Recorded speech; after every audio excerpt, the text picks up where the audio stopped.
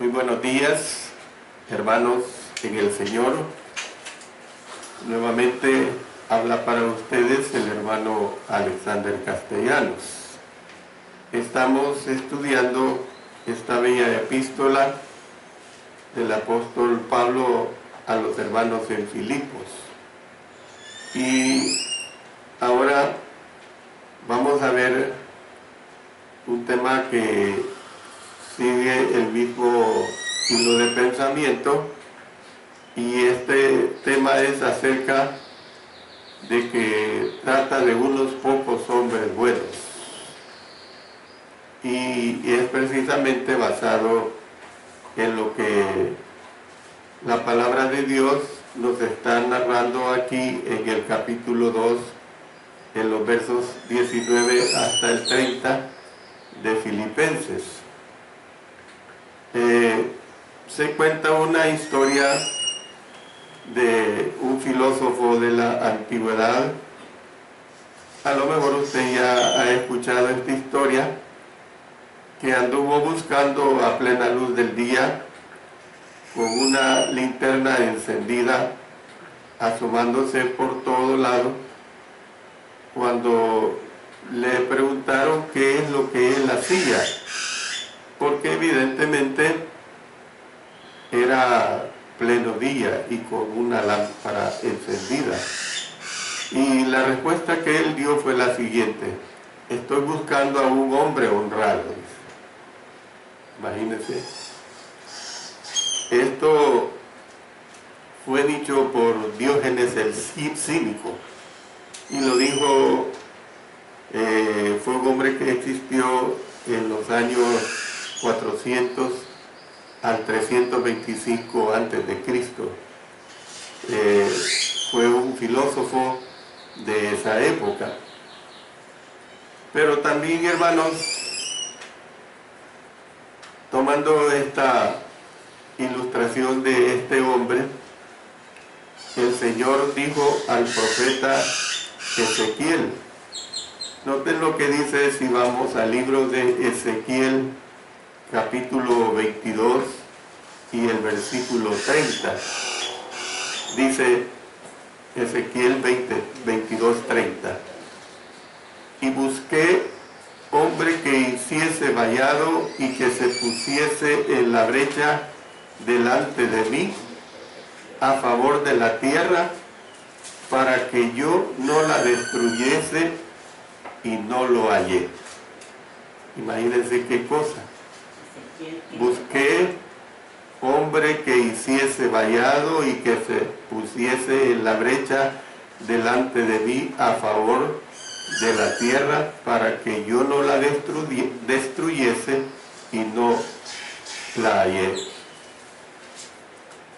A través de el ministerio que uno como siervo de Dios ha tenido en su vida, en mi caso durante ya más de 50 años, y creo que una de nuestras necesidades más urgentes es la de encontrar unos pocos hombres buenos. Y yo no estoy hablando, y usted lo va a comprender mejor en el desarrollo de este tema, de las 2 o 3 clases que va a recibir. No estoy juzgando a los hombres dentro de la iglesia. Lo va a entender conforme el apóstol Pablo lo está enfocando aquí en la epístola. Dice que él estaba buscando a unos pocos hombres buenos. Y yo quiero también hacer una aclaración, que las mujeres son también vitalmente importantes dentro de la iglesia. Sin embargo, en vista de que la voluntad de Dios es que sean los hombres los que lleven la delantera en la iglesia del Señor, a veces es muy necesario convencer a los hombres cristianos de la gran responsabilidad que Dios les ha dado.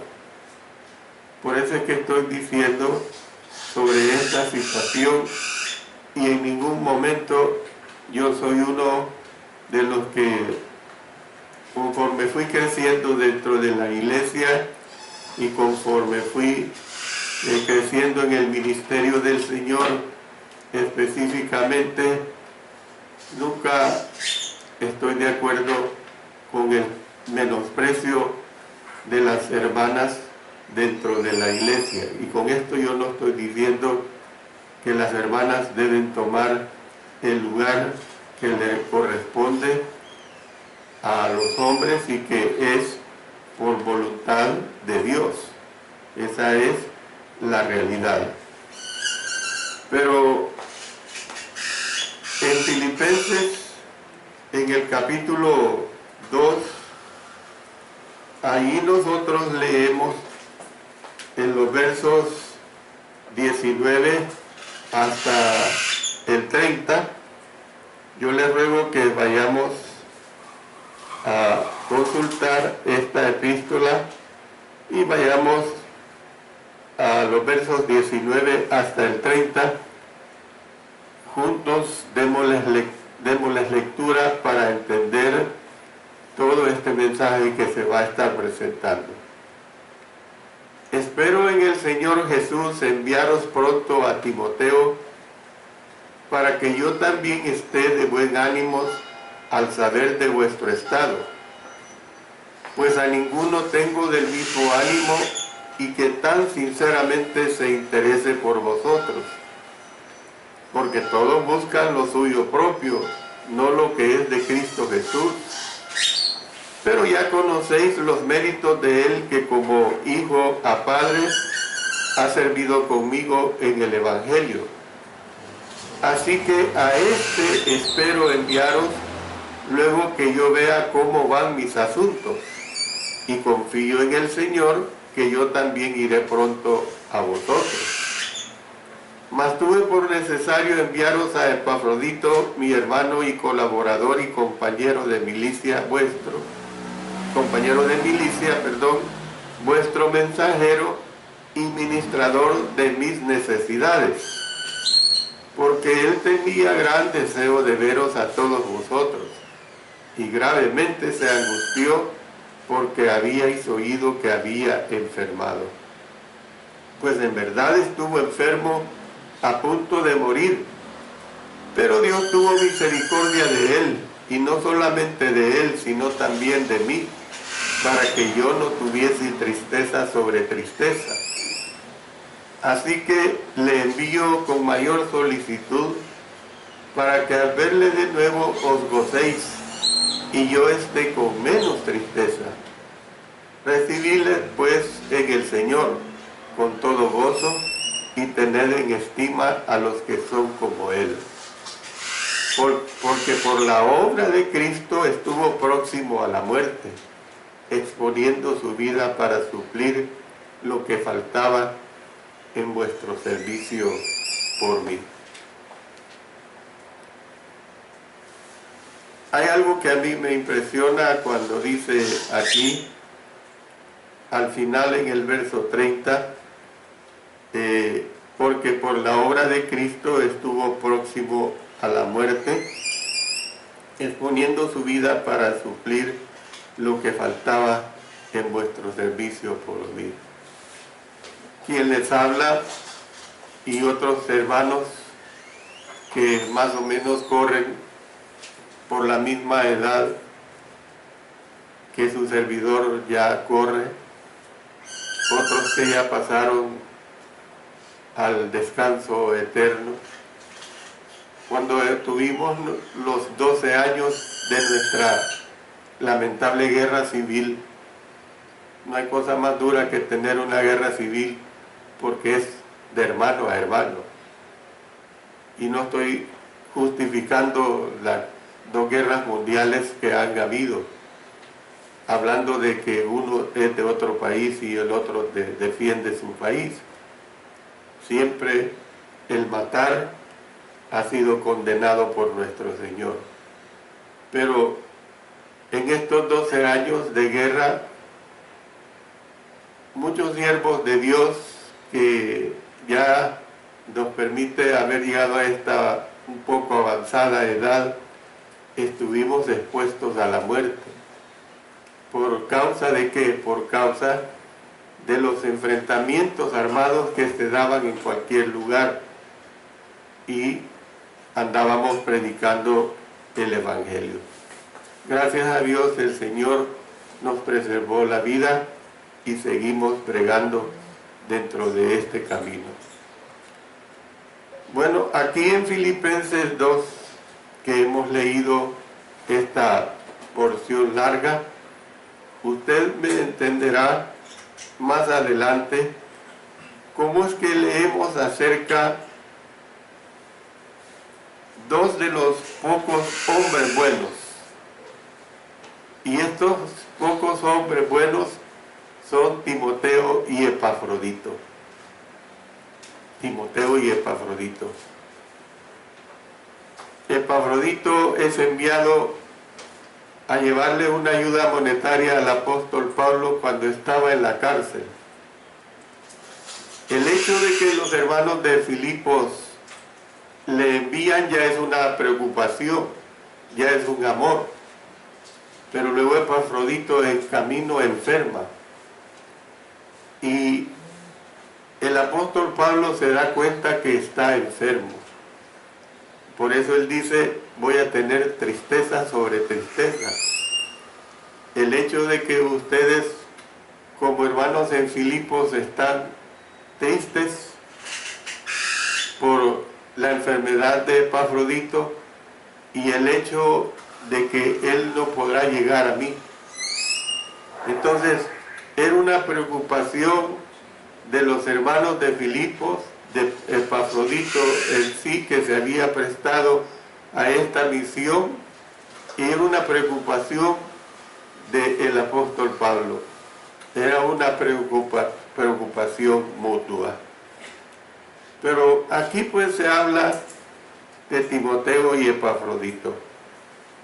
En este texto que hemos abarcado hasta ahora, el apóstol Pablo mencionó varias veces que él podría morir. Dijo que su vida estaba siendo derramada en libación. A esta altura usted ya entiende lo que era o lo que es la palabra libación. Entendía que esta posibilidad causaría aflicción a los hermanos de Filipos, así que él deseaba consolarlos. Él deseaba consolarlos. Y no hay cosa más agradable, hermanos, cuando se recibe consuelo en situaciones difíciles. Y una manera como hizo esto fue por medio de hablarles acerca de los planes de enviar a dos buenos hombres a ellos.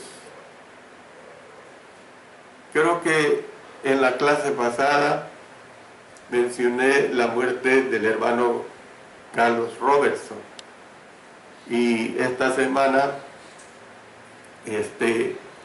a través del hermano Jacobo Chalco recibí una noticia. Es un hermano predicador peruano, pero que está radicado en Nashville, Tennessee, Estados Unidos, y él tuvo la dicha de estar presente en el funeral, y dice que fue un funeral apoteósico. Es decir, ¿en qué sentido? Fue un funeral que dice que los edificios de las iglesias en Estados Unidos, hermanos,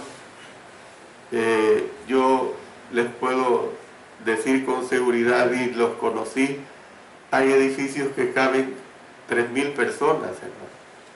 Dios los ha bendecido, gracias a Dios. Y dice que hubo que cambiar lugar porque la gente no cabía. ¿Ve? Entonces esto es el testimonio de un hombre bueno. ¿Ve? Entonces, uno que enviaría enseguida, o sea, Epafrodito, y otro que enviaría pronto, se refería a Timoteo, y de él voy a hablar bastante también, hermanos. Entonces, al hacer relación de sus planes, el apóstol elogió el carácter de estos colaboradores. A partir de sus comentarios, aprendemos acerca de la clase de hombre que Dios puede usar en su servicio. Dios, hermanos, requiere de hombres buenos. Ahora, hay que entender, hermanos, lo que significa ser un hombre bueno. Hay que entender que no se habla de una perfección, que no se comete ningún error. No hay que entender eso. El apóstol Pablo decía: prosigo a la meta, al supremo llamamiento que es en Cristo Jesús. O sea, él mismo dice que él continuaba batallando mientras estaba en vida. Entonces, a veces oímos la expresión, usted a lo mejor la ha oído, de un verdadero hombre. Este es un verdadero hombre, y a menudo la oímos acompañada de términos que son calificativos. O sea, un verdadero hombre hace esto, o un verdadero hombre no hace aquello. ¿Ve? Entonces, la definición que hace el mundo de un verdadero hombre muchas veces, hermanos, difiere, por decirlo así, de un país a otro, y a veces hasta de una región a otra. Quizás en nuestro país no se dé eso por nuestra pequeña extensión territorial, pero en los países grandes sí se puede dar esta situación. Varía incluso de una región a otra dentro de un mismo país, y varía de regiones urbanas a regiones rurales. Y esto es así. Fíjese que nuestro país, tan pequeño que es, pero tengo un hermano que vive en California y que trabaja con gente que les arregla sus papeles en forma legal en los Estados Unidos, y él me dice: fíjate que yo conozco la gente por el hablado cuando son de Santa Ana, me dice, porque tienen un cantadito. Yo conozco la gente cuando son de Usulután, cuando son de San Miguel, cuando son de La Unión, me dice. Los puedo captar rápidamente, y antes que me digan ellos de dónde son, les dice: usted es santaneco, ¿verdad? Porque tienen un cantadito para hablar. Y así es. Entonces, hermanos, lo que les quiero decir, que donde sea que usted viva, los criterios del mundo de lo que se necesita para ser un verdadero hombre nunca van a ser igual a los criterios de Dios, hermano. Eso es bien diferente. Y por eso es que les he anticipado y se los corroboro, que en esta lección aprenderemos que Dios está buscando unos pocos hombres buenos que se preocupen y que se arriesguen. Esta era la situación precisamente del apóstol Pablo. Hombres que se preocuparan, hombres que se arriesgaran. Así como cuando vuelvo al tema de nuestra guerra civil de los 12 años, que Él nos permitió quitar el miedo a andar predicando en las regiones que sabíamos que eran peligrosas no por las condiciones que ahora vivimos, sino por las condiciones de los dos bandos que estaban en enfrentamiento. Yo una vez predicaba en Usulután, y de Usulután no tenía carro, me iba en bus 5 de la mañana, regresaba a las 11:30 o 12 para Zacatecoluca, a predicar a las 2 de la tarde ahí en la iglesia, y después de dar el sermón y terminar todo el servicio semejante a este, yo me iba a la terminal de ir de Zacatecoluca y no pude subirme a un bus donde agarré un asiento, y entonces me tuve que venir en la parrilla.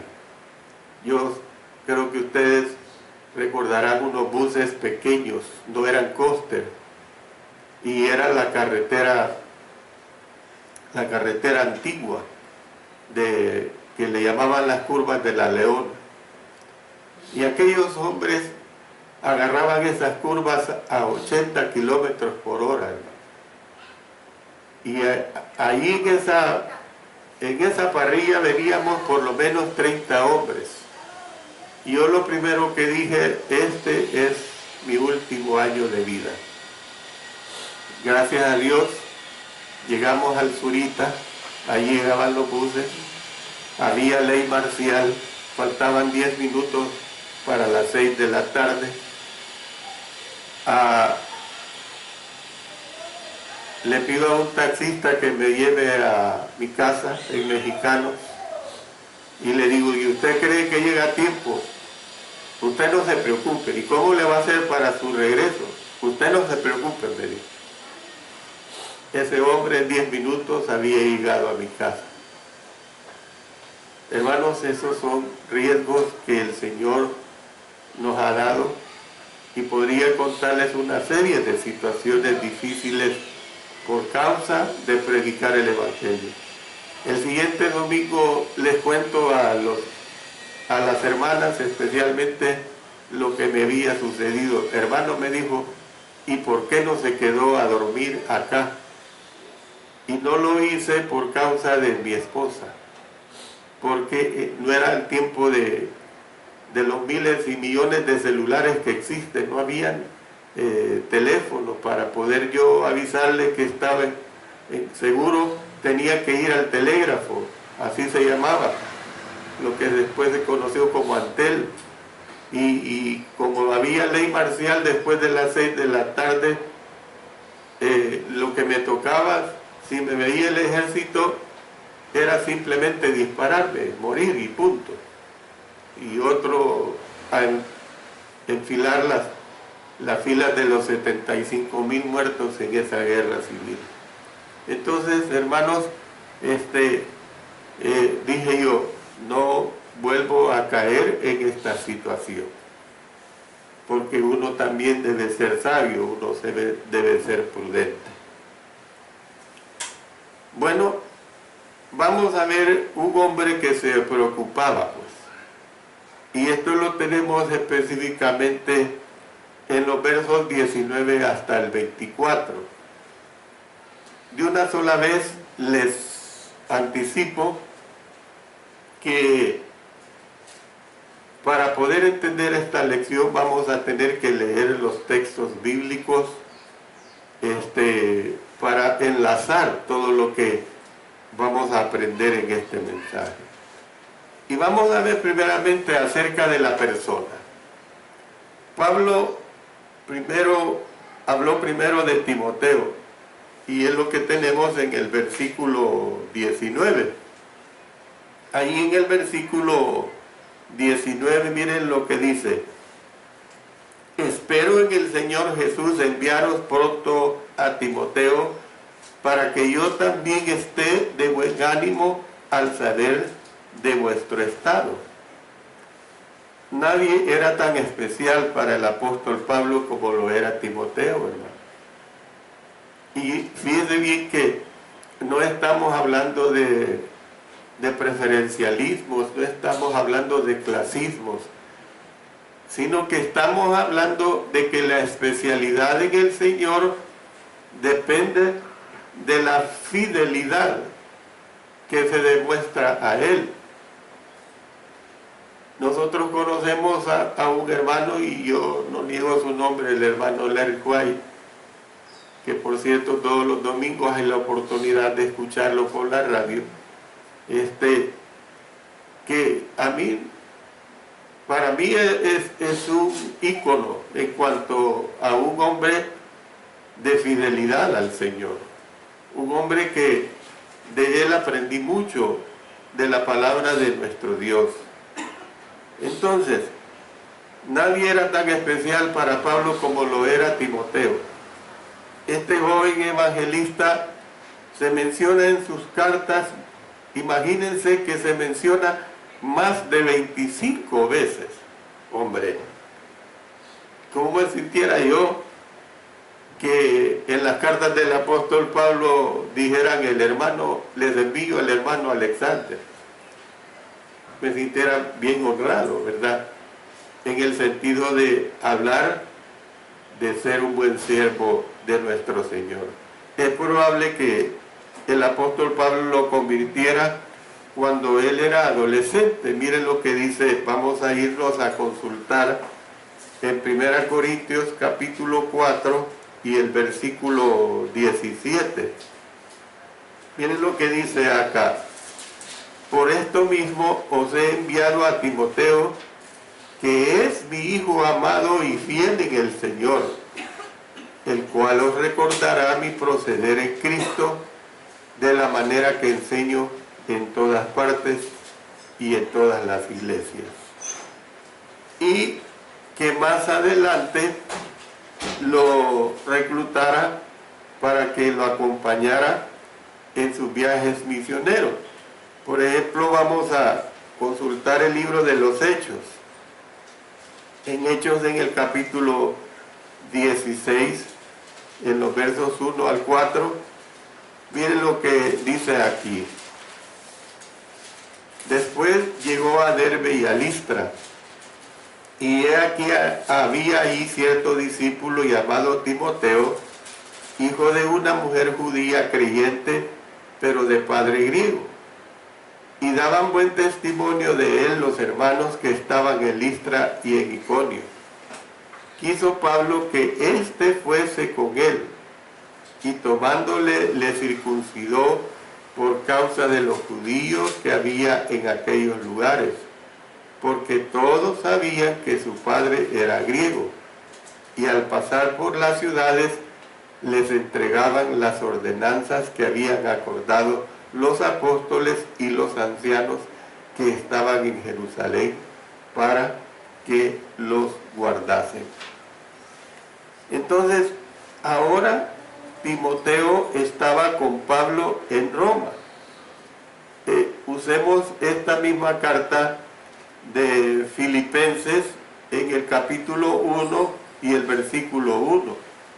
Dice, Pablo y Timoteo, siervos de Jesucristo, a todos los santos en Cristo Jesús que están en Filipos con los obispos y diáconos.